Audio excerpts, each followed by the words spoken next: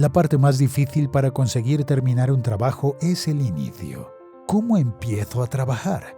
Lo primero que debes saber es que antes de ponerte manos a la obra, nuestro cerebro involuntariamente piensa en la parte más difícil e incomprensible de ese trabajo en concreto. Como resultado, cualquier trabajo nos parece una tarea muy difícil.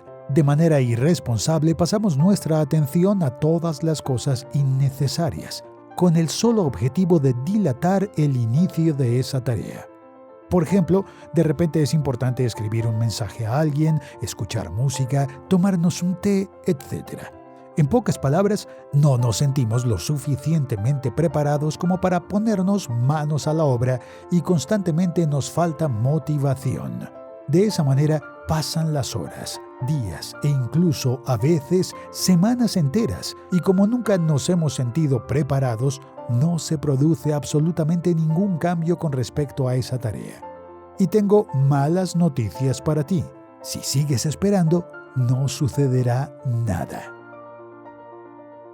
Probablemente hayas escuchado alguna vez la frase «al comenzar se consigue la mitad de la batalla». Yo iría más allá y afirmaría que el comienzo de un trabajo supone el 80% de su consecución, porque al realizar el esfuerzo inicial se activa en nuestro cerebro un proceso llamado efecto Zeigarnik. El efecto Zeigarnik fue identificado en el siglo XX por la lituana residente en Rusia, Bliuma Zeigarnik. Este efecto consiste en que una persona recuerda mejor las acciones interrumpidas que las completadas. En otras palabras, si ya hemos comenzado a hacer algo, sentiremos una continua incomodidad y molestia hasta que completemos ese asunto, ya que seremos incapaces de sacárnoslo de la cabeza. Debido a esto, intentaremos dedicarle más tiempo y enfocarnos en ese trabajo para terminarlo. El principio del funcionamiento de este efecto se puede explicar con un ejemplo doméstico. Pongamos como ejemplo las series de televisión.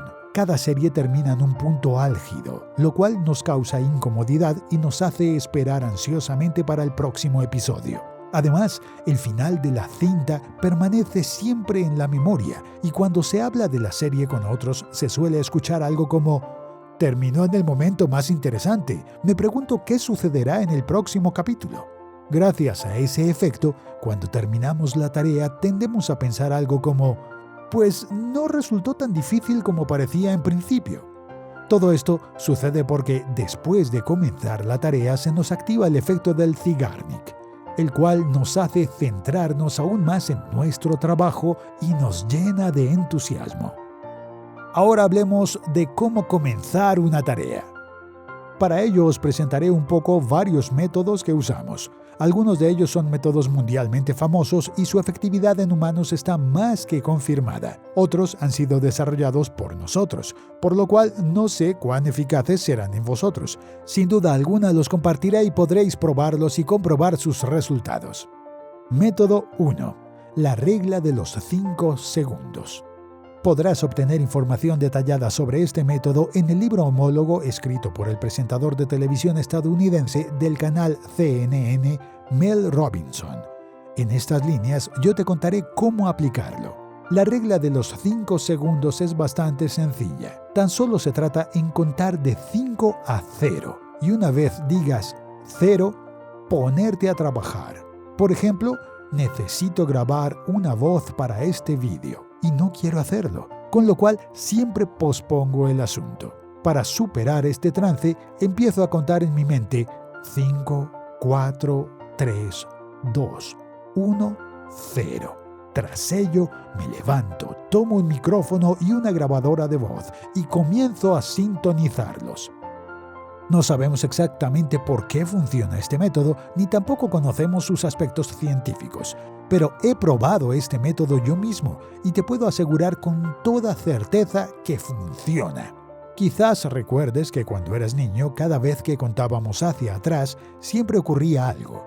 También cuando se lanza un cohete, la cuenta atrás va de 10 a 0 y una vez se pronuncia el 0, el cohete despega. Probablemente todo esto se base en un principio. Además, resulta más eficaz contar de 5 a 0 porque si cuentas de 1 a 5, siempre hay una continuidad tras el 5 y como consecuencia el resultado es menos efectivo. Tal vez no haya diferencia entre estos ejemplos, pero nosotros mismos creemos en ellos.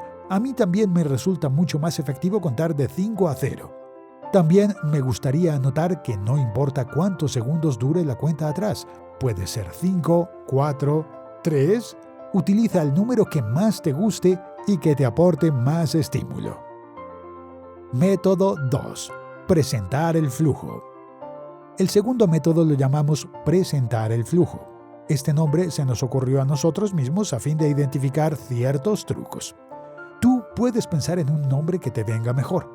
Esto significa que estas etapas se representan a sí mismas. Al comenzar una tarea, escribo las 3 etapas sucesivas más básicas de dicha tarea por las que comenzaré. Me permito realizar solo estas 3 etapas y me digo a mí mismo que tras la tercera etapa final puedo dejar el trabajo o continuar haciéndolo. No me engaño en absoluto. Si tras 3 etapas no quiero continuar trabajando, entonces no me obligaré. Pero, sinceramente, hasta ahora han sido pocas las ocasiones en las que no he deseado continuar tras la tercera etapa. Por ejemplo, imagina que debo crear una campaña publicitaria en Google, pero el entusiasmo por la tarea no aparece, y para matar tiempo me pongo a divagar e ir de aquí para allá. Me siento y decido las 3 etapas, y tras ellas decidiré si quiero continuar tras la tercera. Entonces, desarrollo las 3 etapas. Digamos que la primera etapa es abrir el ordenador. La segunda etapa es dirigirme a la cuenta Publicidad de Google. La tercera etapa, hacer clic en el botón Crear una nueva campaña.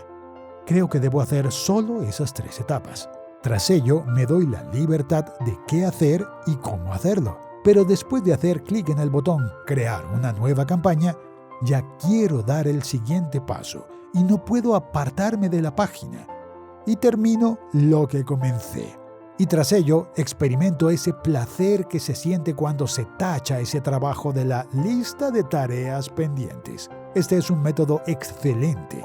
En primer lugar, los 3 pasos más sencillos nunca dan miedo y se puede comenzar fácilmente. En segundo lugar, después de comenzar, dar un paso más no resulta tan complicado. Método 3. Fecha límite artificial natural. El tercer método se llama fecha límite artificial natural. Creamos este método para nosotros mismos y a nosotros nos funciona a la perfección. Así que me gustaría compartirlo contigo. Si este método no te conviene, entonces puedes enfocarte en los 2 métodos anteriores. El método del plazo natural artificial consiste en aprender algo, trabajar en algo, etc. Lo primero que hacemos es quedar con alguien cuya opinión nos resulte muy importante para poder debatir sobre el tema. Es decir, el día de la reunión con esa persona se convierte en una especie de fecha límite para mí. Imaginemos que necesito preparar una presentación. Está claro que no puedo hacer una excelente presentación en un par de días, especialmente si necesito estudiar asignaturas, realizar investigaciones, etc. Pero sé que pospondré esta tarea hasta el último momento. Por tanto, lo que haré será elegir una persona cuya opinión sea muy importante para mí y convoco una reunión con esa persona en, por ejemplo, una semana para mostrarle la presentación y escuchar su opinión. Al establecer la hora de la reunión, yo mismo creé una fecha límite artificial, así que tendré que estar listo para ese momento. No tengo otra opción y tengo que empezar a trabajar porque me he puesto ese plazo. Otro ejemplo es cuando necesito hablar con alguien sobre comprar o vender algo, pero antes necesito estudiar el proyecto, evaluarlo, etc.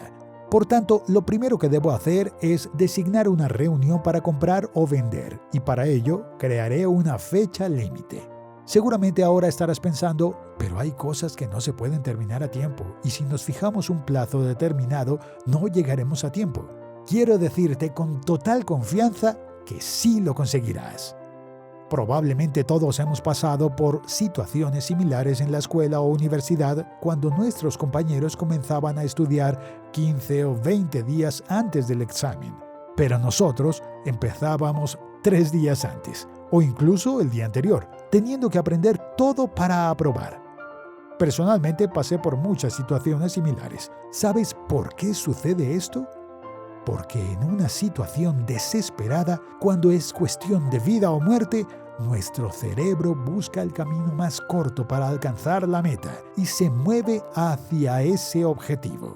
Nuestro cerebro es mucho más increíble de lo que pensamos que es. Deberías confiar en él porque, de un modo u otro, siempre te sorprenderá con algo importante. Por tanto, a veces es necesario ponerse plazos para estimular al cerebro. Y de esta manera hemos tratado los 3 métodos y el efecto Zeigarnik. Espero que lo hayas disfrutado y que te haya resultado útil. Si todavía no lo has hecho, para los siguientes vídeos no seas perezoso para suscribirte a Sabio X en YouTube. Cuenta desde 5 hasta 0 y haz clic en el botón suscribirse. ¡Vámonos! 5, 4, 3, 2, 1, 0. Muchas gracias por escucharnos.